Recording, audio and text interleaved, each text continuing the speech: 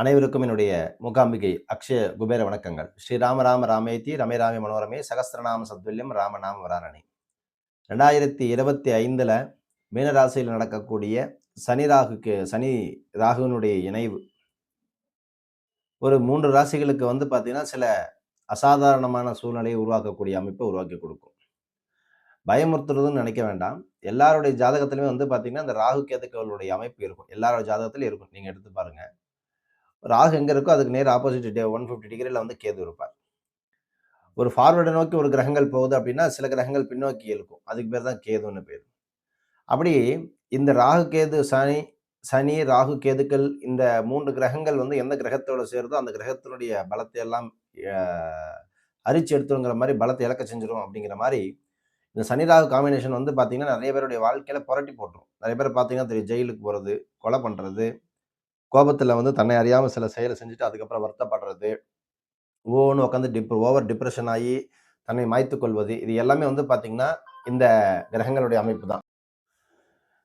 அதே மாரி over depression ஆகிட்டு, ரொம்ப என்ன பண்ணுவாங்க, தன்னை அறியாமயே குழப்பத்தில ஈடுபட்டு தன் லைஃப்ப முடிச்சுக்கிற அமைப்பு. இந்த மாரி எல்லாமே பார்த்தீங்கன்னா, இந்த சனி, ராகு சம்மந்தம் வந்துச்சுன்னா, இந்த மாரி ரொம்ப ஜாக்கிரதையா இருக்க வேண்டிய ஒரு காலகட்டம். அதுவும் சனி, ராகுவும் சேர்ந்து 6, 8, 12லாம் இருந்துச்சு அப்படின்னா, பெரிய உக்கிரமான தாண்டவம்லாம் ஆடிரும். அந்த மாரி ஒரு அமைப்பு ஜோதிடத்தில அத அதுக்கு ஒரு பேர் வைக்கலாம். அதாவது பார்த்தீங்கன்னா, அது ஒரு பிசாச யோகம்னு பேரு. அதாவது ஆ சனி போல் கொடுப்பாரும் இல்லை, கெடுப்பாரும் இல்லை. அதேபோல் ராகு போல் கொடுப்பாரும் இல்லை, கெடுப்பாரும் இல்லை. 2 கிரகங்களுமே பார்த்தீங்கன்னா, பலம் வாய்ந்த கிரகங்கள்னு பேரு. தோஷ கிரகங்களாக, வலிமை வாய்ந்த கிரகங்களாக எந்த கிரகத்தோடு சேருதோ, அதனுடைய ஒட்டுமொத்த ஆதிபத்தியம் அங்கு வலுவிழந்து போயிடும். ராகு ஒரு இடத்துல எந்த கிரகத்தோடு சேருதோ, அந்த கிரகத்தினுடைய அந்த வீடினுடைய ஆதிபத்தியத்த ஃபுல்லா ராகு கண்ட்ரோல்ல கொண்டு வந்துரும். சனி யாரோட கிரகத்த சேருதோ பார்த்தீங்கன்னா, அந்த பலத்தினுடைய ஆதிக்கத்தை எல்லாம் சனி தன்னுடைய பலத்தால குறைச்சுரும். அந்த அளவுக்கு ரொம்ப வலிமை வாய்ந்த கிரகங்களாக இது பேசப்படக்கூடியது. ஸோ அப்படி இருக்கும்போது இந்த வலிமை வாய்ந்த கிரகங்கள் சனி, ராகு யாருடைய ஜாதகத்திலலாம் பார்த்தீங்கன்னா, குடும்பஸ்தானத்திலயோ, இல்ல வருமானம் சம்மந்தப்பட்ட விஷயங்கள்லயோ, தொழில்லயோ எங்க சம்மந்தப்பட்டிருக்கு அப்படின்னா, நிச்சயமா அது பெரிய பாதிப்புகள குடுக்குமா குடுக்குமா அப்படின்னு கேட்டா 100% தன்னுடைய தாக்கத்தை குடுத்தே தீரும். ஸோ அதனால தான் பார்த்தீங்கன்னா, வெளிய போம்போதோ, இல்ல கல்யாணம் பண்ணும்போதோ, ராகு காலங்கள், அதே மாரி சனி நட்சத்திர காலங்கள்ல அதெல்லாம் கொஞ்சம் பார்த்து பண்ணணும் அப்படின்னு சொல்லப்படுகிறது. இந்த பிசாச யோகம்ங்கிறது என்ன அப்படின்னா, அது பேர் நம்ம வச்சுக்கலாம். அதுக்கு இந்த இணைவுக்கு பேர் அதனுடைய ஆக்ரோஷம் அந்த அளவுக்கு இருக்கும்னு பேரு. ஏன்னா 2 பேரும் 2 வலிமை வாய்ந்த கிரகங்கள் 2 பேரும் சேர்ந்துச்சுன்னா, நீ பெருசா, நான் பெருசாங்கிற ஒரு இது நடந்துட்டு இருக்கும். நீங்க நெறைய குடும்பத்தில சண்டை நடக்கிற குடும்பத்த எடுத்து பார்த்தீங்கன்னா தெரியும். கணவன் மனைவிக்குள்ளேயும் சரி, இல்ல குடும்பத்தில எப்ப பார்த்தாலும் சண்டை இருக்கக்கூடிய குடும்பத்தில சரி, கண்டிப்பா சனியினுடைய ஆதிக்கமோ, இல்ல ராகுனுடைய ஆதிக்கமோ இருக்கும். சனினா இப்ப பார்த்தீங்கன்னா, இந்த இடத்துல பிடிவாதமா இருக்கும். ராகுனா அப்படி இந்த இடத்துல வாதமா வரும். இப்ப 2ம் சேர்ந்துச்சு அப்படின்னா, பிடிவாதத்திலும் வாதமும் சேர்ந்து பெரிய அளவுல பிரிவினைய கொடுக்கும். அதனால தான் கூடுமான வரைக்கும் வார்த்தைகள நம்ம கம்மி பண்ணி மௌனமா விட்டு குடுத்து போறது வாழ்க்கையில நல்ல மாற்றத்தை குடுக்கும். பிசாச யோகம் அப்படின்னா என்ன அர்த்தம் அப்படின்னா, சனி, ராகு ஒரே ராசியில இருந்துச்சுன்னா, அதுக்கு பேர் பிசாச யோகம்னு பேரு. வேத ஜோதிடத்துல சனி மற்றும் ராகு அப்படிங்கிறது 2மே பார்த்தீங்கன்னா, ஆ தீங்கு விளைவிக்கக்கூடிய கிரகங்களாக இருக்கக்கூடியது. இந்த கிரகங்கள் இணைப்பானது சவால், தடைகளை எல்லாம் அதிகரித்து கொடுக்கக்கூடியது. இந்த யோகம் பெரும்பாலும் நான் ஏற்கனவே சொன்ன மாரி பயம், மனக்குழப்பம், சிறை தண்டனை, அதே மாரி தடைகளை எல்லாம் கொடுத்து விரக்தியை உருவாக்கக்கூடிய ஒரு அமைப்பு. 2025ஆம் ஆண்டுல சனி, ராகு இணையும் மீனத்தில் இணையும் பொழுது மார்ச் 29, 2026 25 முதல் எல்லா ராசிகளுமே இதனுடைய தாக்கமானது கொஞ்சம் இருக்கும். ஏன்னா, ராகு எந்த வீட்ல இருக்கோ அந்த ஆதிபத்தியத்த எடுத்துக்கும். அதே மாரி கேது எந்த வீட்ல இருக்கோ அந்த ஆதிபத்தியத்த எடுத்துக்கும். அதுல மிக முக்கியமா கொஞ்சம் கவனமா இருக்க வேண்டிய ராசியா இருக்கிறது முதல்ல மிதுன ராசிக்காரர்கள். என்னடா இந்த சாமி டக்குன்னு இந்த பதிவுல நெகட்டிவா பேச நினைக்க வேண்டாம். நல்லதும் எப்படி இருக்கோ நம்ம கூட கெட்டதும் பயணிக்குதுங்கிறதுனால ஒரு விழிப்புணர்வான ஒரு பதிவா எடுத்துக்கிறது. இப்போ உங்க கோச்சாரத்துல ராகுவும், சனியும் உங்களுக்கு வரும்பொழுது கண்டிப்பா அந்த பாதிப்பை குடுக்குமான்னா குடுக்கும். மிதுன ராசிக்காரர்களுக்கு சனி, ராகு இணைவதும் பொழுது தனிப்பட்ட உறவுகள்ல மன அழுத்தத்தை ஏற்படுத்திக் குடுக்கும். தவறான புரிதல், தகவல் தொடர்பு சம்மந்தப்பட்ட விஷயங்கள், அதே மாரி பணியிடத்திலோ, இல்ல வீட்ல அப்படின்னு பார்த்தீங்கன்னா, கண்டிப்பா அந்த ஒரு சின்ன சின்ன சலசலப்புகள், பிரச்சனைகள் எல்லாம் அதிகரிக்கும் அப்படிங்கிறதுனால விட்டு குடுத்து போயிடுங்க. தயவுசெய்து வாக்குவாதங்கள கம்மி பண்ணுங்க. 1. அதே நேரத்துல எடுக்கக்கூடிய முயற்சிகளும் சரி, பணம் நம்பி யாருக்காவது பணம் இன்வெஸ்ட்மென்ட் பண்றீங்க, பிசினஸ்ல தொழிலுக்கு போடுறீங்க அப்படின்னா, கொஞ்சம் தயவு செய்து யோசனை பண்ணி பண்ணுங்க. அவசரப்பட்டு பண்ணாதீங்க. 1க்கு 2 தடவ முடிவெடுத்து யோசனை பண்ணி பண்ணுங்க. ரிலேஷன்ஷிப் கிட்ட கொஞ்சம் ஜாக்கிரதையா இருங்க. இது தேவையில்லாம கலகத்த உண்டு பண்ணி, அதுக்கு ஏதேதோ பண்ண பிரச்சனைக்கெல்லாம் நம்ம தான் காரணங்கிறது நமக்கு தலைமையில நமக்கு வந்துரும். அதே மேல வியாபாரிகள் எல்லாம் வந்து பார்த்தீங்கன்னா, இந்த காலகட்டம் கொஞ்சம் வியாபாரத்துல பெருமளவு பணத்தை முடக்குவதுங்கிறது கொஞ்சம் ஜாக்கிரதையா இருங்க. ஸோ, அதனால வியாபாரத்துல பிசினஸ்ல பணத்த போடலாமா அப்படிங்கிறது தயவுசெய்து கன்சல்டேஷன் எடுத்துக்கு நீங்க பண்ணுங்க. ஆஞ்சநேயர வந்து வழிபடும் பொழுது கண்டிப்பாக இந்த சனி, ராகு, கேது சேர்க்கைலாம் வந்து பார்த்தீங்கன்னா, கொஞ்சம் உக்கிரம் குறையும். மிதுன ராசிக்காரர்களுக்கு. அடுத்தது துலாம் ராசிக்காரர்கள். இந்த துலாம் ராசிக்காரர்களுக்கு வந்து பிசாச யோகங்கிறது வந்து பார்த்தீங்கன்னா, தொழில் வளர்ச்சி அல்லது புதிய தொழில் முயற்சிகள்ல மற்றும் தாமதம், தடைகள் எல்லாம் கொஞ்சம் அப்படியே எட்டி பார்க்கும்.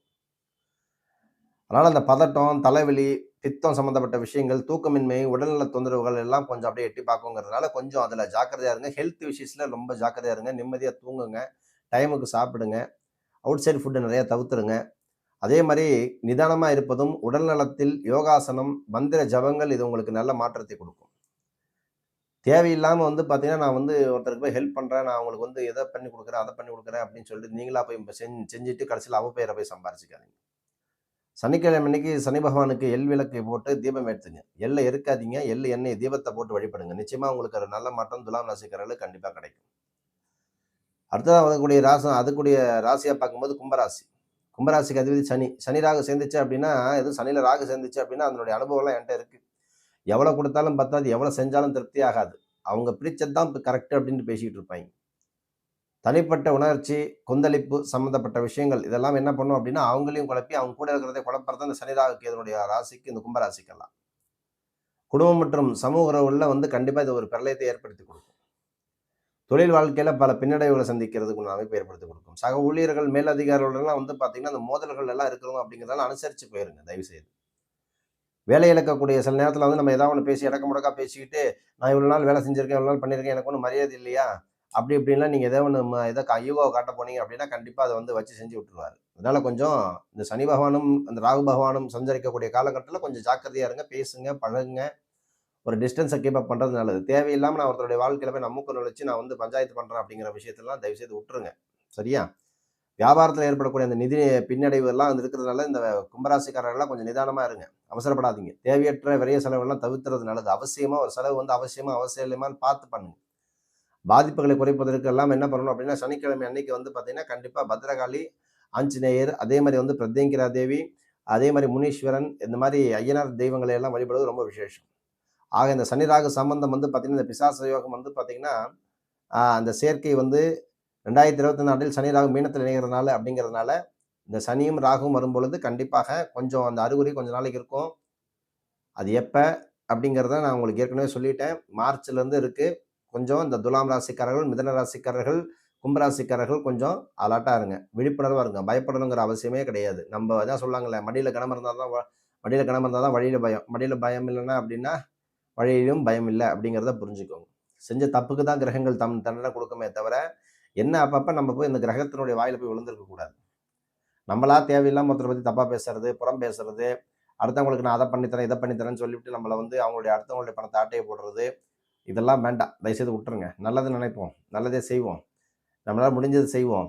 அதுக்காக அதுக்குண்டான வந்து கூலி வாங்காம இருக்கணுங்கிற அவசியம் இல்ல. தாராளமா கூலி செஞ்ச வேலைக்கு கூலி வந்து தாராளமா கேட்டு வாங்குங்க. 1க்கு 10 கூட கேட்டு வாங்க. தப்பில்ல. அதே சமயம் இன்னொரு மிக முக்கியமான விஷயம் என்ன அப்படின்னா, சனி, ராகு சம்மந்தம் வரும்பொழுது கண்டிப்பாக பஞ்சாயத்துங்கிறது வேண்டாம், வாக்குவாதங்கிறது வேண்டாம். காவல் நிலையம் சம்மந்தப்பட்ட விஷயங்கள் எல்லாம், வழக்கு, வம்பு சம்மந்தப்பட்ட விஷயங்கள்லாம் நான் சொன்ன 3 ராசிக்காரர்களும் ரொம்ப ஜாக்கிரதையா இருங்க. அவ்வளோதான்.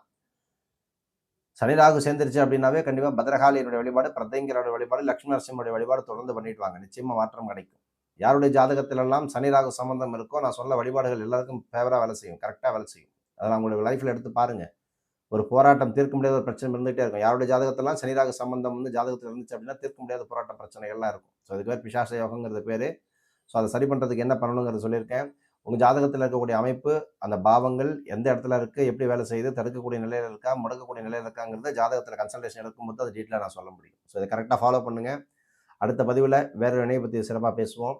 வரக்கூடிய 29ஆம் தேதி வந்து பார்த்தீங்கன்னா, திருவண்ணாமலையில குபேர கிரிவலம் நமக்கு சிறப்பா நடத்த போறோம். 4வது வருஷமா. ரெகுலரா வந்துட்டு இருக்கிறவங்களுக்கு தெரியும். ஸோ புதுசா பார்க்குறவங்களுக்கு இந்த வீடியோ பார்க்குறவங்களுக்கு கண்டிப்பாக இது ரொம்ப விசேஷமா இருக்கும். ஸோ 29ஆம் தேதி கார்த்திகை மாத சிவராத்திரி அன்று குபேர பகவான் வந்து குபேரலிங்கத்துக்கு பிரதோஷ பூஜைகளை செய்து அவன் கிரிவலத்தை ஆரம்பிக்கிறான் என்று ஒரு அமைப்பு உண்டு. அப்போ அண்ணாமலையார் சக்கரபாணி கோலத்தில காட்சி தருகிறார் என்கின்ற அமைப்பு உண்டு. ஸோ அதுக்குண்டான வைபவத்தை பற்றி நாளை பதிவிலோ இல்லை நைட்டில் உங்களுக்கு நான் கொடுக்குறேன். தொடர்ந்து பாருங்கள், இணைந்திருங்க. நற்பவி நல்லதே நடக்கட்டும். ஓம் ஸ்ரீ குருப்யோ நமः.